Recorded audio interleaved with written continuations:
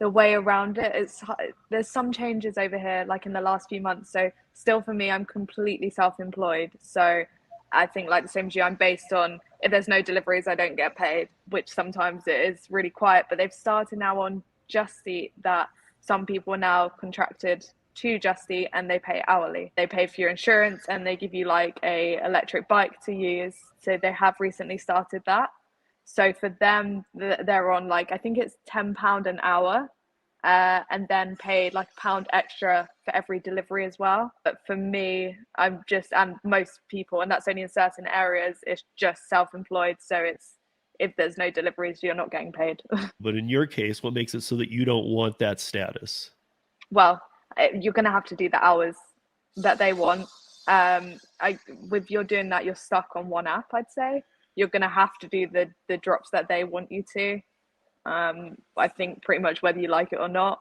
I'd much prefer to, if there's one I don't want to do, I won't do it, and I'll do one on, decline that one, do another one on that app or on another app, which I don't think you quite have the freedom to do. Do you know if they have the freedom to accept or decline, or is it a forced dispatch system? I'm not 100% sure. I think it's more or less that you have to do them, but I'm not 100% sure, which would be hard, because like, especially even in like my town, I can't actually go to the town centre because I can't park there, and the traffic wardens are so strict over here.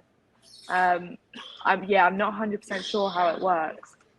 Now, do you know what their hourly pay is compared to what you would normally make? By chance, have you checked into that? Yeah, I think it's around £10 an hour. So I guess that's maybe like $12 an hour plus £1 extra for every delivery you do. For me, like quiet hours, I aim for £10 an hour, and busy hours, I aim for like £20 an hour. It's got its benefits because your insurance is paid as well, and you get like a bicycle to use. So it has its pros and cons, I think. I bet it's probably pretty close. If you're talking about them paying insurance and then you get, I don't know if you mentioned something about gas or not, but I bet it might be close. Elena, I'm like you. I like to have the freedom to be able to choose where I want to go, not have to be on a schedule, not have to maybe go to an area, a town I don't want to, And when you're more of an employee or you're getting some kind of benefits, you're actually maybe having to go do some things you don't want to do. I like to just be able to turn on the app, do what I want, turn it off when I want. Yeah, especially normally for me, like if I've done like a long day and near the end of the shift, like I'll love to just do some easy shopping orders to like end the day. I'm like, I can't be bothered to do the rest anymore.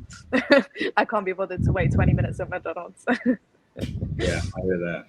If you did choose to, and you've already, I mean, I prefer independent contractorship. I know Pedro does. I know all of us do. However, if you did choose to go the working route model, have your insurance paid, take that $10 plus $1 per trip. I'm guessing you can't do more than 2-3 trips in an hour tops. Yeah. I mean, can you then work the other apps when you're not scheduled? Yeah. Or is there like a non-compete clause once you go that route? I think it's hard to say for that, but I imagine if you're not on a shift, then you can work the other apps.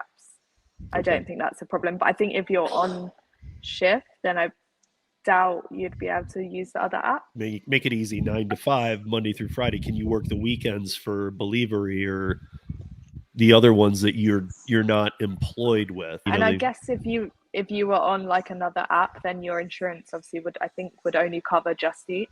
So you'd also need other insurance, like separately.